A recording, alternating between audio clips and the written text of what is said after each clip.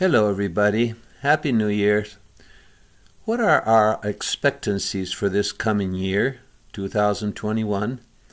Today I would like to share a message that has instructions that I think are still very appropriate for this next year, although I shared this in an audio message on New Year's 2020, almost 1 year ago. And I think we need to hear this message again and the instructions God gave us at that time, which are so appropriate for this next year. I hope you enjoy. Today, if I had to give a title,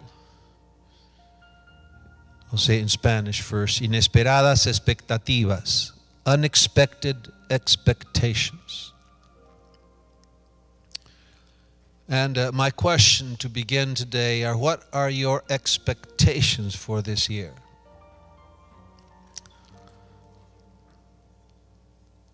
Is it tearful victories? Or is it going to be joyful disappointments?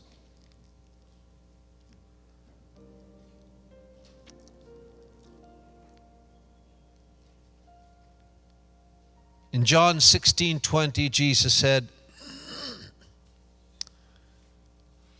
"You shall be sorrowful, but your sorrow shall be turned into joy." That's why joyful disappointments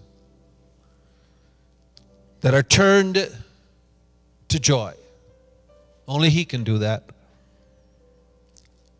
For this is a promise from Jesus.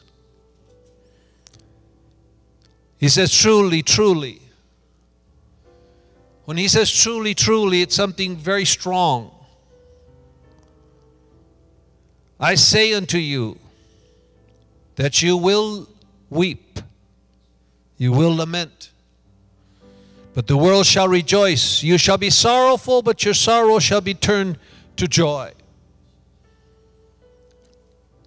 I'm sure many of us can say that this has been a year of sorrow, perhaps even of pain. And those listening to me in different places, perhaps it's been the worst year for you in finances or in your health, or in your dealing with your children, or in your work, or lack of.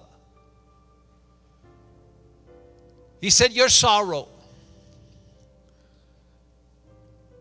will be turned into joy.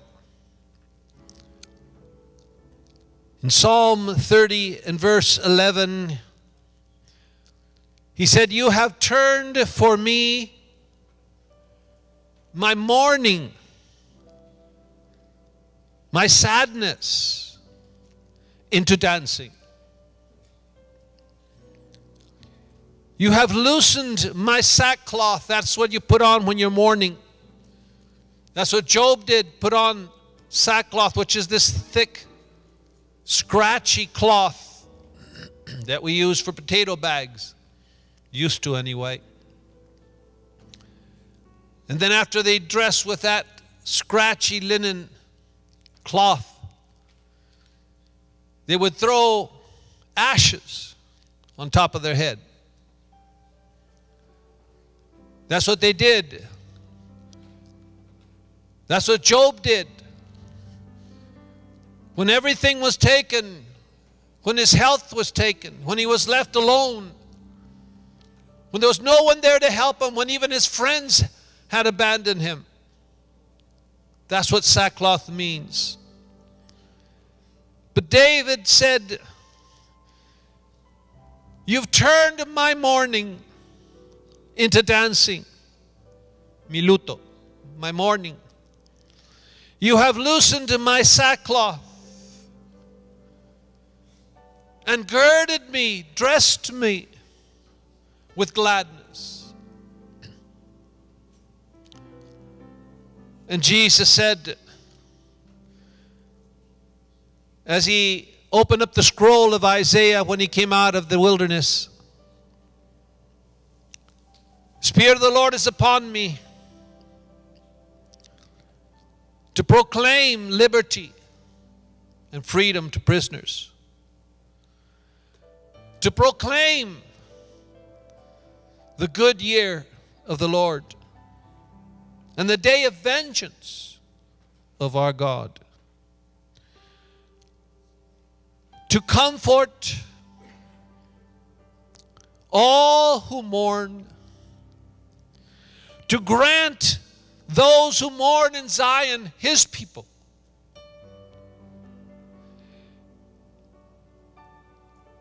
give them a crown, a garland, a victory instead of their ashes, the oil of gladness instead of mourning, a mantle of praise instead of a spirit of fainting.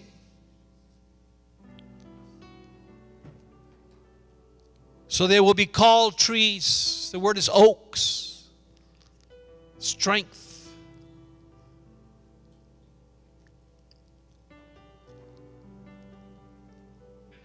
Of righteousness. The planting of the Lord, that He may be glorified. For those that as they look back, some would rather not look back to the past year. For some, it's been a year of pain. For others, it has been a year of resting from pain. For others, it has been a year of fainting. A year where your strength, spiritual, perhaps even natural, has failed you. For others, it's a year older, with all that brings with it. Knowing or thinking we know that it's downhill from now on. Or is it? Who decides? Who declares? Except our Creator. I will give them gladness and joy. In Jeremiah 31 and verse 13, it says, the virgin will rejoice in the dance, and the young men and the old together. Now I can expect the young to be able to jump and dance. But he says, in the old together. Together. I like that. Oh, may this be a year where hand in hand with the youth, we can dance in the joy of what the Lord has done.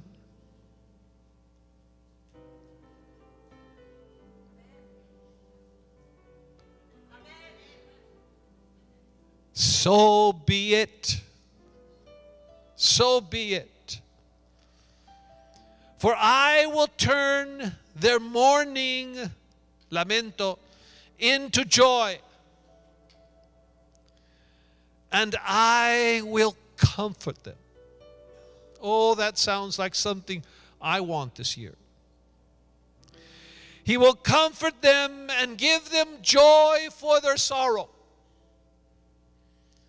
And those that have arrived to this year with sorrow, be it physical or mental sorrow, looking forward to perhaps some difficult thing in the future. As you look, as you say, oh Lord, I want to forget the sorrow. I want to forget it's the worst year of my life. I have nothing.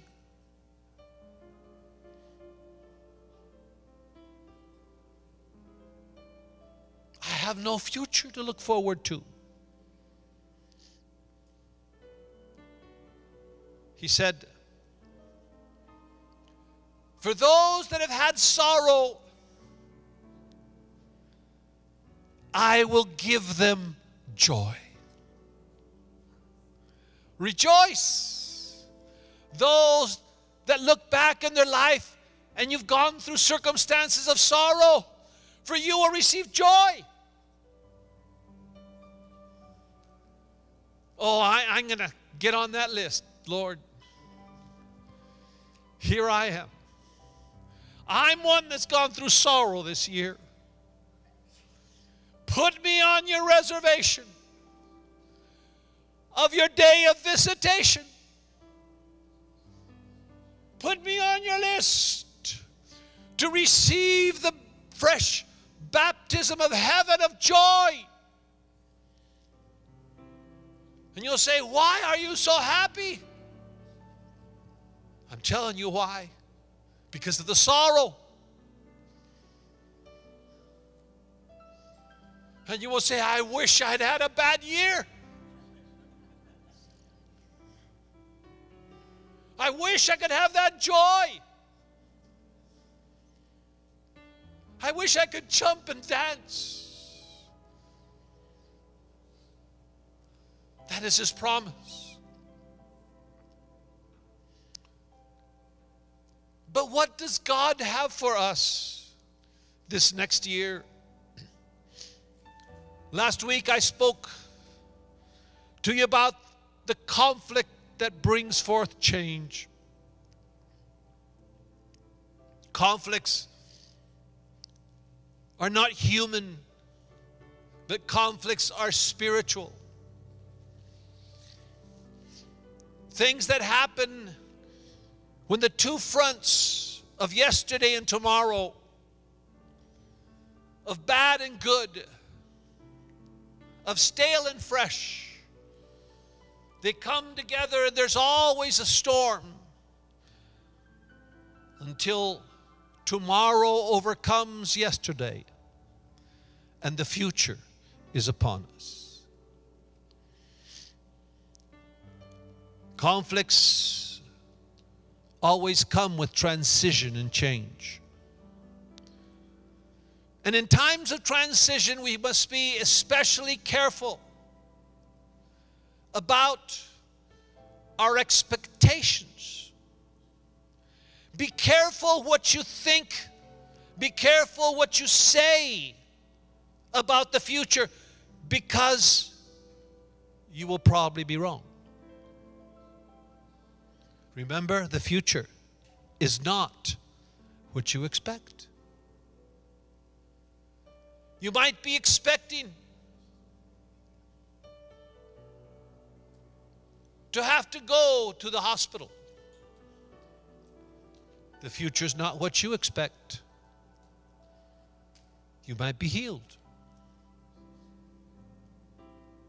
There's people that have gone and to the operating table and they've taken a last x-ray and said, it's gone.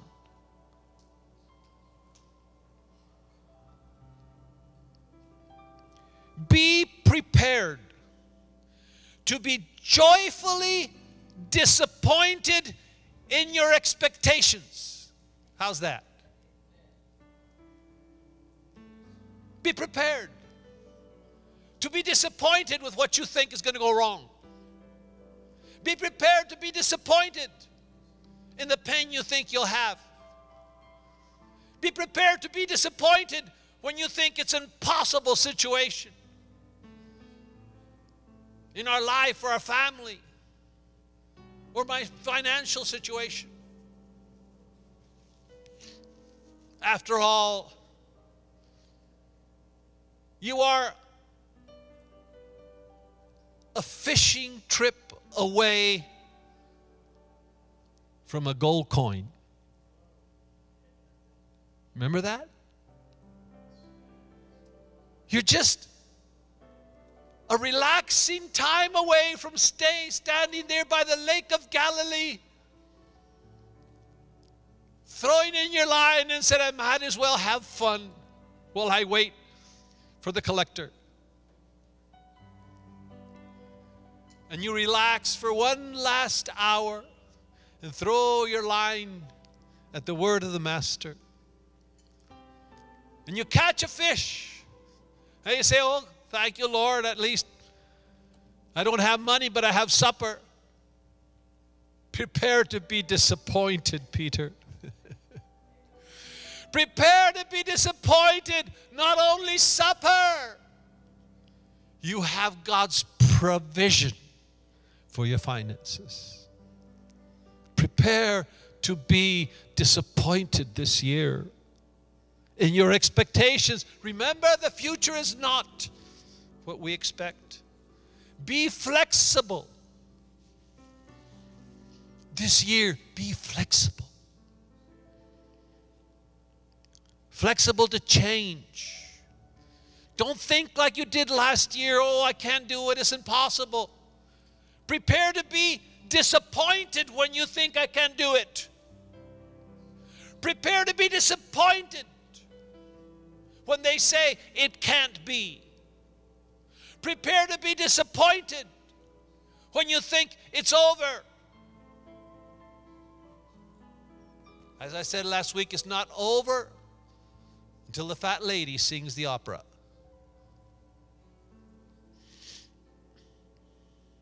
Last week, we partook of the Lord's table as we rededicated our lives to follow the Lamb.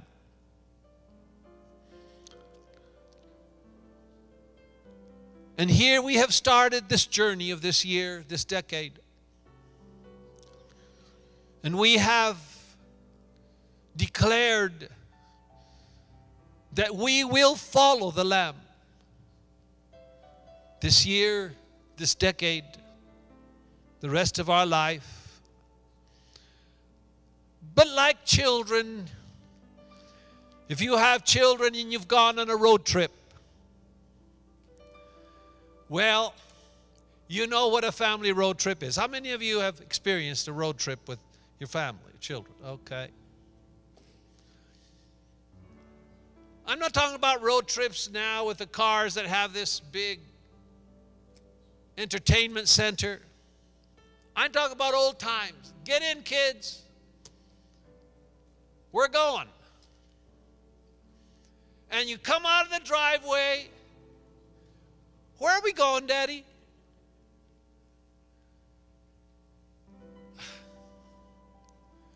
Are we there yet? Honey, I need a bathroom. We just left the house. Are we there yet? How much longer? Kids, it's just been 15 minutes. 15 minutes? And how long is this trip? 15 hours. What? How long is that? Okay. Are we there yet? You asked me that 5 minutes ago. Well, isn't 15 hours? How long is that? Well, multiply that by, let's see, by 60.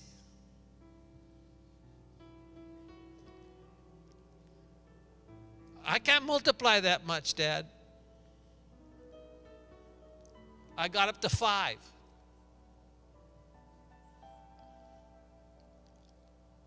Are we there yet? Where are we going? Yes, we want to know what's ahead. We always want to know. We want to plan ahead. We even want to plan our retirement.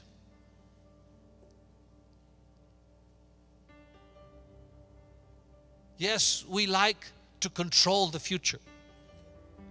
But this trip we're on that we started last Sunday at the table is a trip of following. Not knowing where He leads me. As we sang, wherever He leads me, I will follow the Lamb. Are you still willing or have you given up? after 7 days. No less than 7 days this year, just 5 days. You still with me?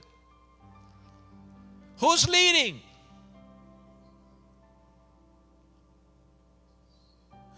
You're not sure who's going to lead. Who did we declare that was going to lead us? The Lamb. Who's following? You're not running ahead, are you? They say, here, Jesus, I want to go this way. Do you see the sign? It says, huh? Yeah, I think I know where you're going. We run over there, and Jesus is up there in the road going the other way. Who's leading and who's following? I will follow the Lamb. When I was a young child, not too young, wasn't a teenager yet, my father was building, God had provided for him a mason to build the children's home, the orphanage. And he was an architect that came knocking at his door. He had lost his job, his business, and offering himself for the wages of a bricklayer, which was the lowest in construction. Now, I'll never forget his name, Simonetti. And so here was this architect working as a bricklayer. And, of course, I was standing right beside him. Why'd you do that? Why'd you put that brick inside of the water before you put it on? What's that stuff? Is that cement? Did you mix it right? How do you mix it? What are you doing? I mean, why do you put that string on the wall? Why do you lift the string every time you make? And poor guy. Of course, he was the son of the boss. But I'll never forget all my questions. Why this? Why that?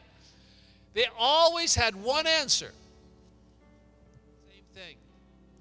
Espera, mira, y verás, y comprenderás. Wait, observe, and you will see, and you will understand.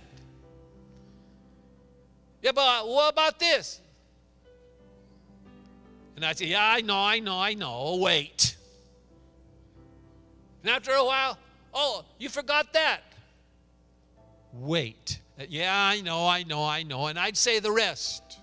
That's all he would say. He wouldn't explain what he was doing. Why should he? I was a kid. In Spanish, it would be a metido kid.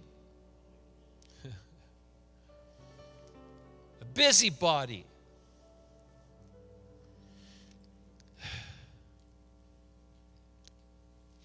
Last week, I mentioned the scripture where Jesus gave his last instructions to his disciples. Go to Jerusalem and wait. How many like to wait?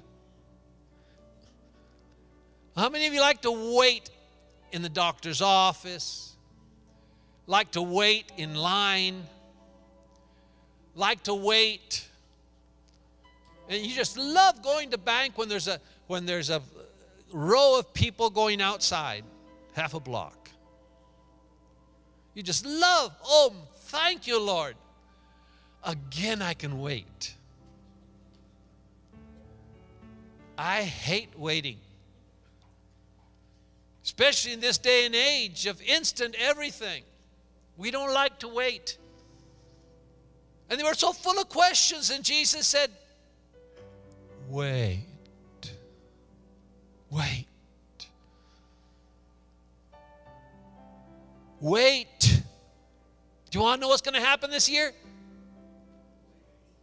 Wait. We just got through Christmas. Did your kids like to wait to open their presents? No. It's 1:45. It's time. Santa already came. Can I open it now? No, not yet. Wait. 5 minutes later. Now, it's just been 5 minutes. Wait. They hated to wait. They'd grab the boxes and see if they could tell which one. And they already knew which box was for who. They'd already guessed or thought they knew what was inside.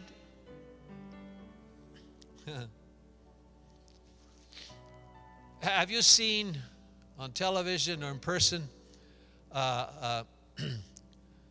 people getting together to protest? Have you seen that? Okay. They all say, what do we want? And they say, this. What do we want? Better job. What do we want? Better salary. When do we want it? Yeah. No matter what country you're in, it's the same chant. ¿Qué es lo que queremos? Justicia. ¿Cuándo lo queremos? Ahora. Sprechen Sie Deutsch? Nein. When do we want it? We want what we want, and we want it now. I'm sure when Jesus rose from the dead and revealed himself to the disciples, they were full of expectations of what the future would be. I mean, he had died. In Acts chapter 1 and verse 6, when Jesus gathered them together in the mountain of Galilee, and the disciples saw him there, were sure that he was Jesus the Christ. He was, I don't know how to say it, he was Thor and all the other people, Captain America, and everyone rolled into one. He had conquered death. He conquered death. He had healed people. He had raised people up from the dead. They were sure now that he's resurrected, he could send a lightning bolt to Caesar. He could cast the Romans out of Israel. They thought they knew the future. But again, they were wrong. In Acts chapter 1, verse 6, when they came together, this was in the Mount of Olives, as we read later on in verse 12. They asked him, say, Lord, will you now restore the kingdom of Israel? Wilt thou at this time? The disciples always had this ingrown and taught since their childhood that one day the Messiah would come and would declare his dominion over the world. And they expected him, that the Messiah would reign as a conqueror, would free them from the bondage of the Romans. And there's many instances where they had this expectation that he would become a king.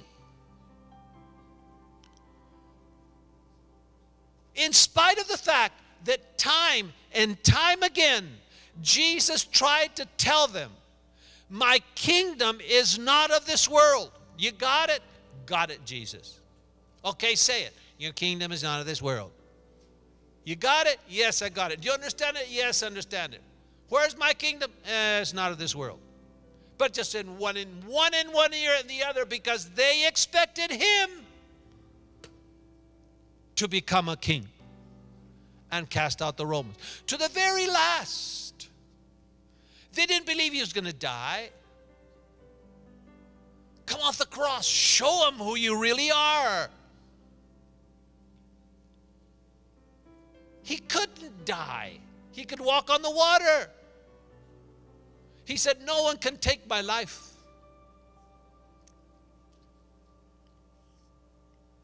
My kingdom is not of this world. All their expectations of the future were terribly crushed when Jesus died. When he said, it is finished, and went limp, all their expectations for the future were crushed. Were crushed. It came as a total surprise. They didn't believe with the power he had. They didn't believe he's just pretending when he fell with the weight of the cross. He's just pretending. Don't worry. Let him put the nails in his hand. He'll just do pick, and out they'll come. And his hand will heal. Don't worry. He's God. He can't die. And he died. Be careful with your expectations. He knows the future. He leads us. And though so many times he told them, it is written 3 times at least, that Jesus foretold his death and resurrection. In Matthew 16:16, Simon Peter said, you are the Son of the living God. And Jesus said, don't tell anybody. And from that time forth, verse 21 of Matthew 16, from that time forth, Jesus began to show to his disciples how he must go to Jerusalem and suffer many things of the elders and chief priests and scribes and be killed. Yes, he used the word killed. I must be killed. But I will rise again the 3rd day. Got it? Got it.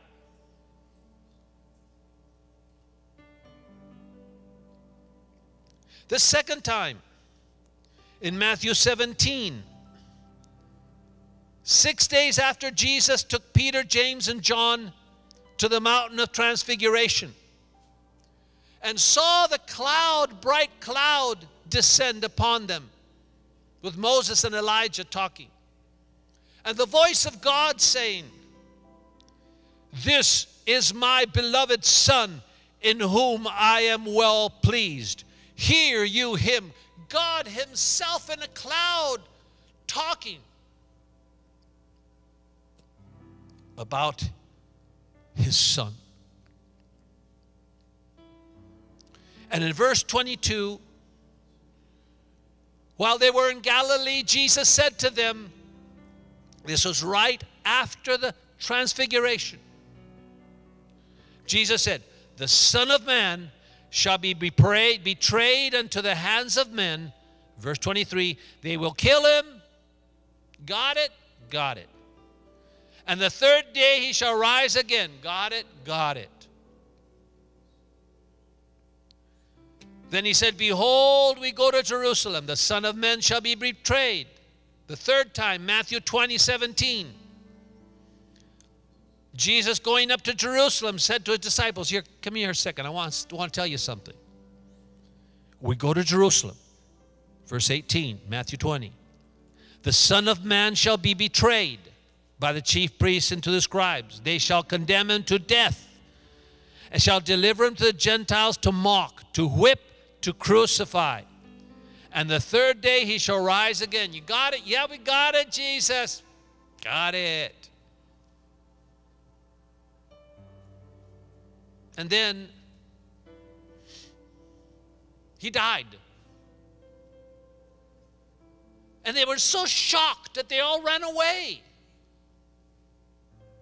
All their expectations expectations of his earthly kingdom were dashed. You know, it's better, blessed is he, someone said, that does not have expectations, because he will not be disappointed.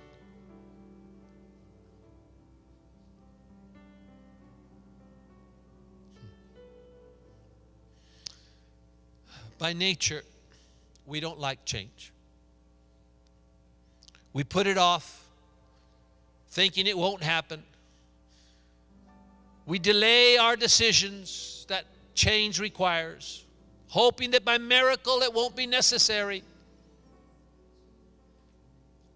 We postpone our dentist appointment,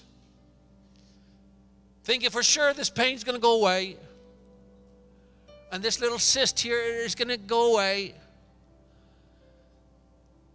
And we delay the inevitable visit to the dentist. I don't know why people hate dentists. I've asked the dentist, they say it's the noise of the drill.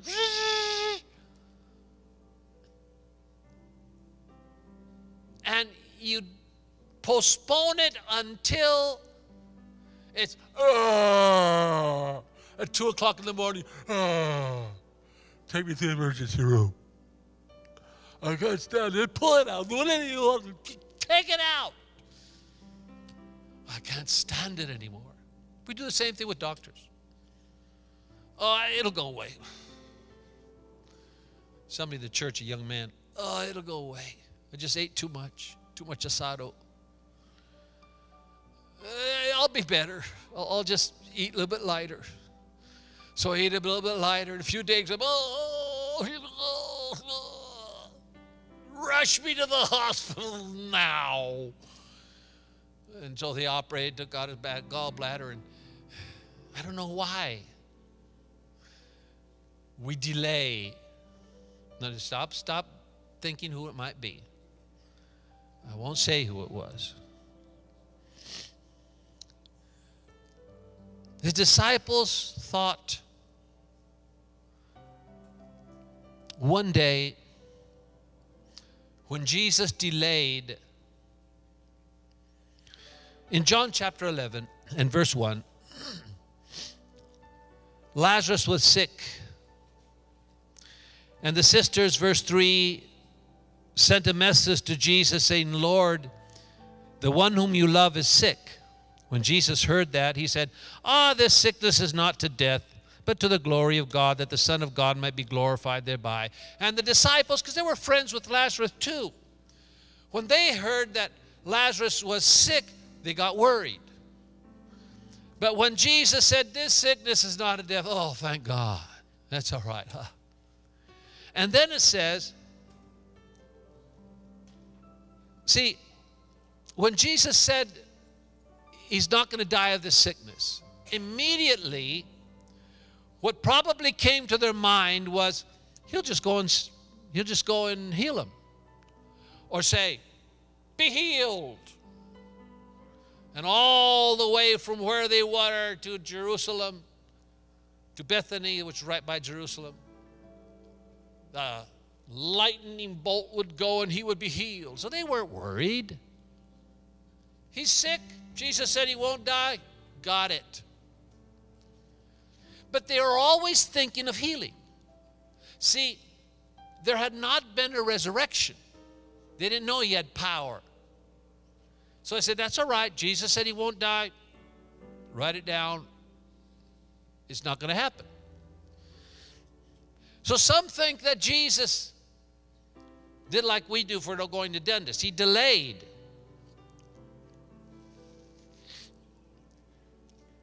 They said he delayed, put it off 48 more hours. So, verse 6, it says, when he heard that he was sick, he stayed 2 days more in the place where he was. And then, in verse 11, 2 days went by, and the disciples probably were beginning to get worried about their friend Lazarus. Are you going, Jesus? No, not yet. I'm busy. First day, first night, next morning. Are you going, Jesus, to heal Lazarus? No, I'm not going. Just don't worry about it. It's not for death. Yeah, we heard you. We're not worried. But when 2 days went by, they began to get worried. And verse 11.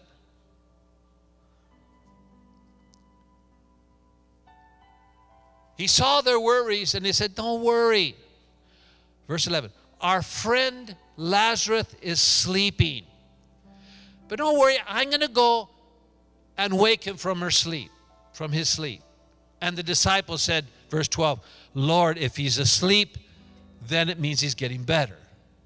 His fever broke. He was able to get asleep. Oh, thank God, he's getting better. So I guess you won't need to hurry now, because I guess he's breaking the fever.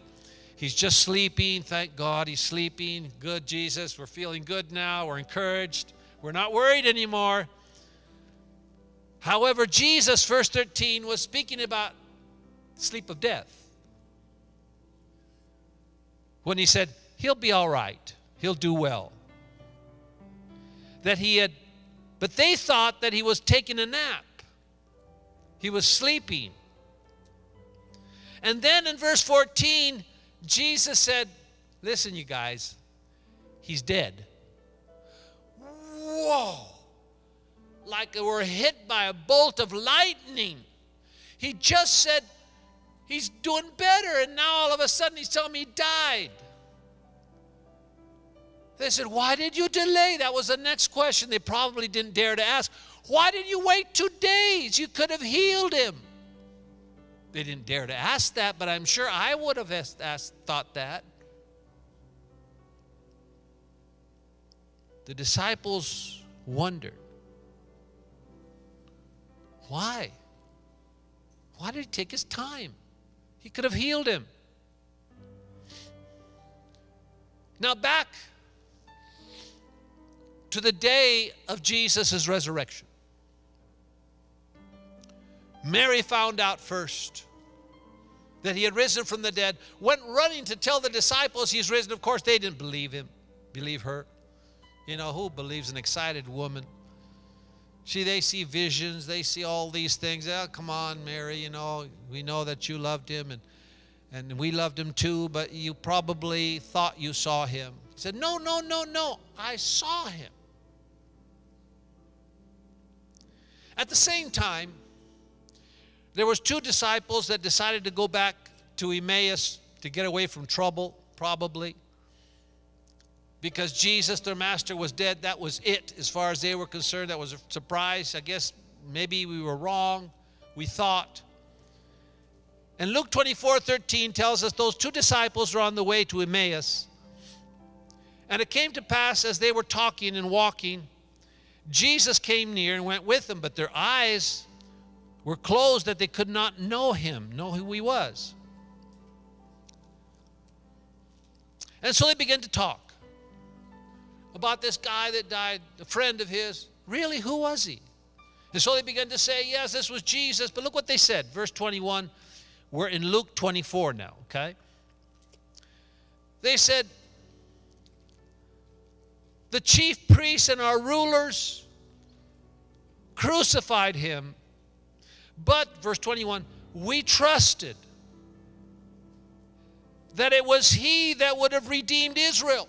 See, all this time, these 3.5 years of his ministry, they had their expectations. Yeah, Jesus, you say what you want to, but we know that you are the Son of God and you have to deliver us from Rome. That's it. No matter what he said, I'm going to die, yeah. I'm going to rise again, yeah. But then he died, really. And the disciples locked themselves in the house for fear the 2 were going away from the city because it was over. They said, we thought, there we go. They never let go of that expectation that he had to deliver them from Rome. And so you see, death was the only way that Jesus could rip out of their opinion and expectations that he would become a king on this earth. Even though he said, my kingdom is not of this earth. Yeah. You know, sometimes we're so hard-headed and sticked in our presumption of what we think. And that keeps us so many times from renewal, because we're stuck. We're grabbed on to our thoughts, to our past, to what we've seen in the past, and we're closed to what the future could be. The future's not going to be a repetition of the past. It never is. I am glad and happy and have a million stories to tell you about the visitation of God, but I can assure you that his next visitation will not be a repetition of any of those 12 revivals I've been in, because he's always doing things new. He's always surprising us. Yes, the principles will not change, but that's why the old will always persecute the new, because they're too set in their ways, in their expectations, in their thoughts. And because of that, many are excluded from the new because of their expectations. Because he doesn't come like you think he's going to come. He doesn't do what you think has to be done.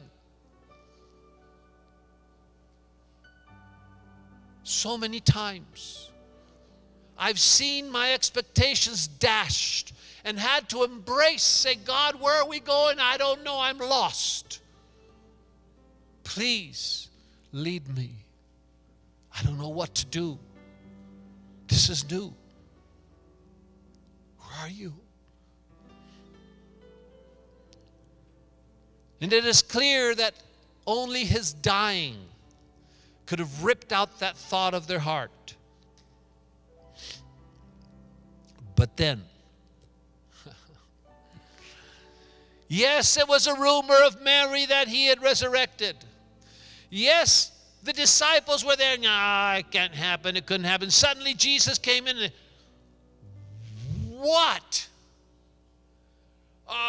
Is that you? Thomas said, no, I'm not going to believe it. It's impossible. Thomas? He was the Son of God, and now it's impossible? Well, if I don't put my finger inside of his wounds, and then Jesus appears and says, here, Thomas, go for it. No, I was just kidding. No, come on, put your finger. See, I am Jesus that was dead. But obviously you're not dead.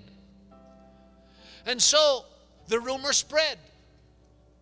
The people of the city spread, and Jesus said, go tell all the people, that's the disciples, the 12, the 11 by now, because one was gone, the 11, the 70. He said, tell them all to go to the Mount of Olives, and there I want to talk to him. And so they all went, and as they went, they looked, and it was Jesus, and he really was alive. You know what happened? Immediately, his return to life excited them again with that thought they had. Ha ha ha, we knew it all the time. Yes, now he has the power. Now he's resurrected. Now, and that's why they said, Jesus, it's now, isn't it? We were so wrong. We thought it was before. We thought we were sorry. We thought we ran away. We thought you died. We got scared, because we thought, yeah, I know, Jesus said, don't worry. I said, but we're cool now. It's now, right? We had it right? Our expectations were right? Jesus, it's going to be now. And they were, if ever, Superman was here now. And Jesus said, sorry, boys. It's not given to you to know the times or the seasons.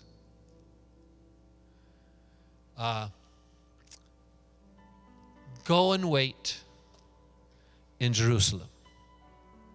Okay, we'll go wait for Jerusalem. And then you're going to come, and the angel's going to come, and the chariots of fire of Elijah, they're going to come, and that's going to be the start, right? The revolution in Jerusalem. And Jesus said, you just go. Wait, yeah, we'll go. And wait. How long? He says, just wait a few days. How many days? You'll know.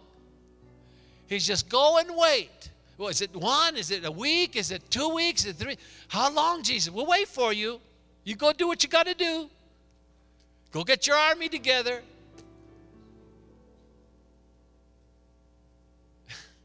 And Jesus said, oh, my. Oh, Father, what are we going to do with these guys that won't let go of their expectations, of what they think has to be? And so they said, okay, Jesus, we'll go. You're coming soon, right? You're going to come in right back of us? And then suddenly, hey, look, guys, look.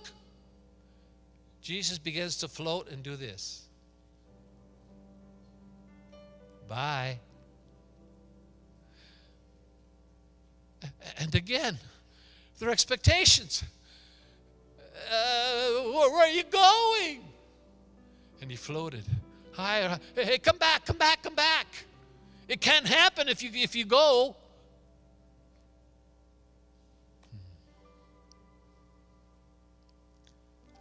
And he disappeared into the clouds. And all they were left with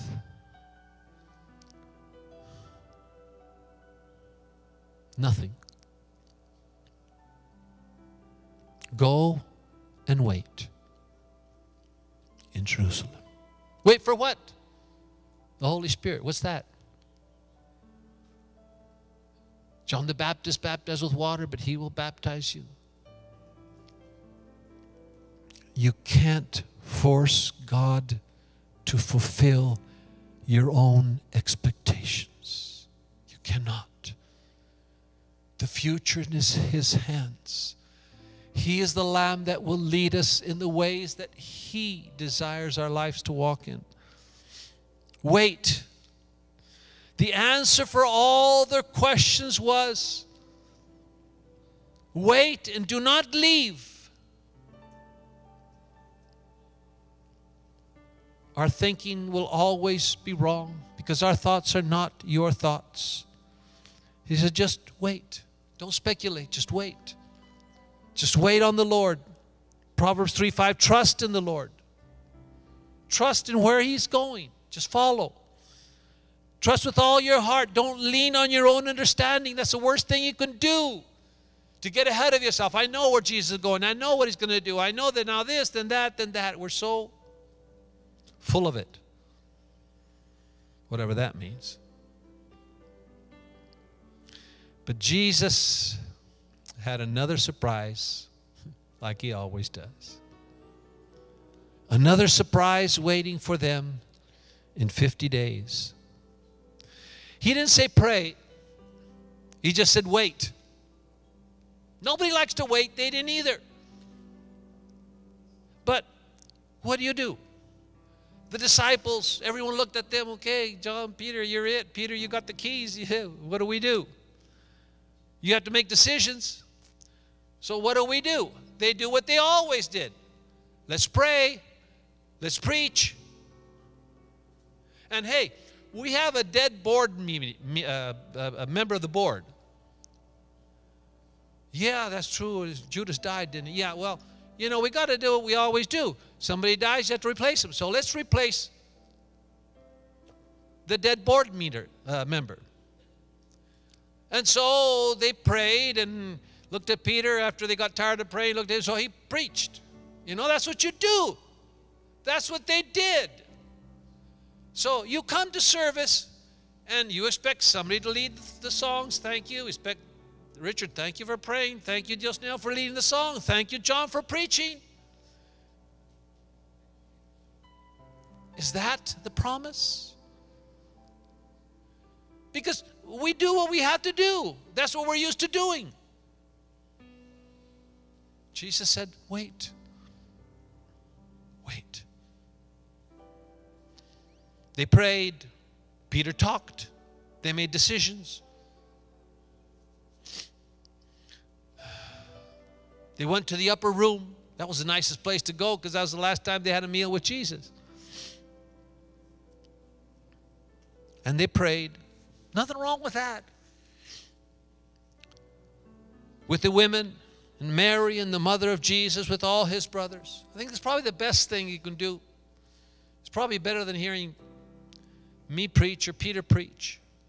They were accustomed to hearing him. They knew his illustrations already before he started talking about it. My wife counts my illustrations. You said that 3 times since 2004. John, you repeated that 5 times. I don't know. My memory isn't that good. I don't remember if I told you the story about Simonetti, wait, look, and you shall see and you'll understand. I don't know if I gave that again. To me, I'm telling you, like the first time.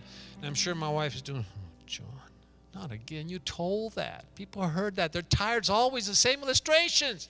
Can't you come up with something new? So I say, okay, I'll give you all these illustrations. I took note. I went on Google. I got all these things. They say, stop. But you didn't hear this before. No, but you're telling too much now. Too many new things you're telling us as stories. Don't tell so many stories. Just tell 1 or 2. So you can't win.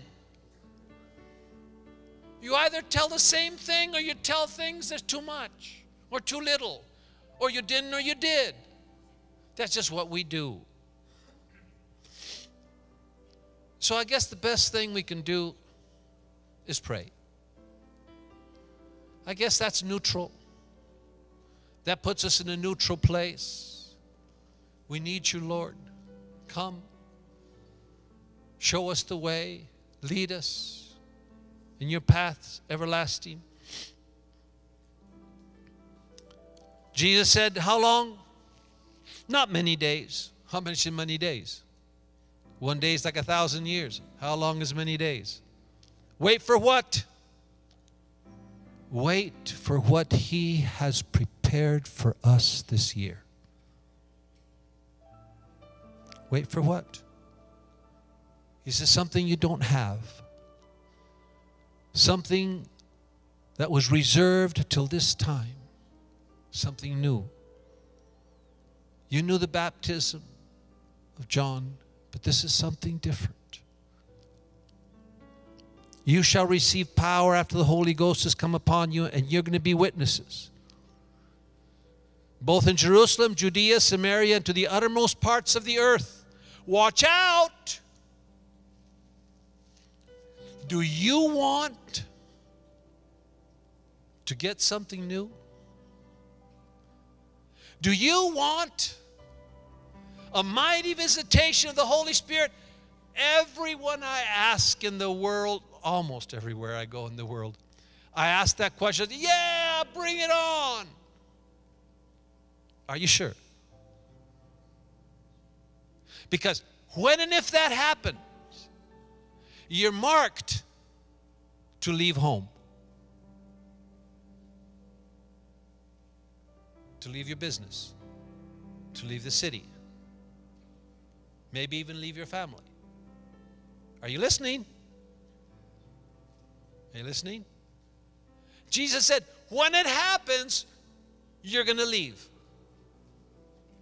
When it happens, I'm going to send you, after spending a little while in Jerusalem, I'm going to send you out into the world.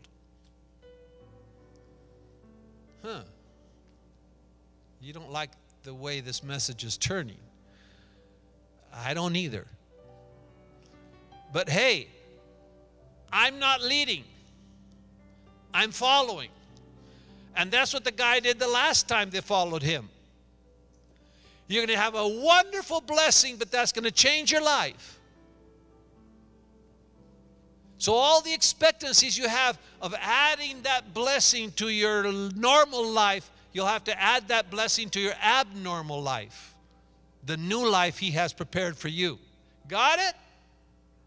Yeah. Sounds familiar. Wait. So, as we face another year, what can we expect and what is in store for us? Obviously, by my message, we don't know. As Isaiah 55:8 says, my thoughts are not your thoughts, God said, neither are your ways my ways. Got it? Got it? I can repeat. You know, I'm very good at repeating when I think you didn't understand something. Go back. That's what teachers are supposed to do. And they also remind me, but John, you said it over and over in different ways. But you kept saying the same thing, the same thing, the same. We're not stupid. But you got it. See, okay, there we go. Onward we go. My thoughts aren't your thoughts. Just as the heavens are higher than the earth, so are my ways higher than your ways and my thoughts than yours. So shall, as the rain comes down from heaven and waters the earth, and the seeds grow, so shall my word that goes forth out of my mouth. It won't return to me until it accomplishes that which I please, and it shall prosper in the thing that I sent it for. In verse 12, for you shall go out with joy and be led forth with peace. The mountains and the hills will start singing, will break forth before you with singing. And the trees of the field shall clap their hands. Isaiah 55:13, instead of the thorn, a fir tree will come up. Instead of a briar patch, a myrtle tree will start growing.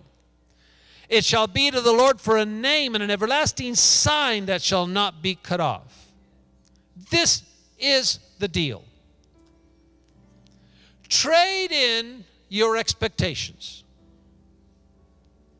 Everything you're expecting for the future, how it's going to go, everything, your imaginations and all this and your plans and your 401s and whatever, just say, okay, God. God says, make a deal. Let's make a deal. Trade in your expectations. Trade in your sorrows. Trade in your discouragements. Trade in your sickness. Trade in your shame. You might say, well, if I let go my sorrows, maybe I'll get more sorrows. What's the deal? I won't tell you what the deal is. Do you want to make a deal? Give me your expectation. Yeah, but if I give my expectation, then you'll say, well, you didn't want it, I didn't give it to you. Let's make a deal. What's the deal? Give me your sorrows. Give me your sickness. Give me your shame. Remember, he said, my thoughts aren't your thoughts. So you say, yeah, I'll do this, I surrender, and then he'll give me more pain, more sickness, more, yeah, I know God, I think I know, yeah. He says, that's your thought. That's your conclusion. But God says, make a deal. My thoughts aren't your thoughts. He will give you the expected end. Isaiah chapter 1. How about this trade? Trade in your sins. Yeah, we like to get rid of those, don't we? Trade in your sins. Well, what am I going to get? I like my sin. It's fun. Well, he said, come. Let's make a deal. Let's reason together. Though your sins be like scarlet, I'll give you back white as snow. Give me your dirty clothes, I'll give them washed, nice smelling perfume. Trade them in, and what do I get? He says, trade him in and I'll give you joy. The joy of the Lord that makes us strong. Because the joy of the Lord is our strength, right? So trade in your expectations and He will make you strong and happy. He will give you joy. The joy of the Lord. Yeah, I know where you're going. Yeah, He's going to be happy about me. Yeah, He's happy when we're tried. It's better than gold. I say, yeah, what type of gold is that? The trial of my faith, that's terrible. Yeah, I know that He's happy. He sees gold. I only see suffering. But are you willing to make a trade? Okay, I hope you enjoyed the message from New Year's 2020 and how it applies to this next year ahead. That our expectancies will be changed for faith in His guiding hand in our lives, and the knowledge that all will be all right, and that we will attain that expected end, but not in the way we think or by our ways, but by His higher ways. Okay, see you again next week. God bless.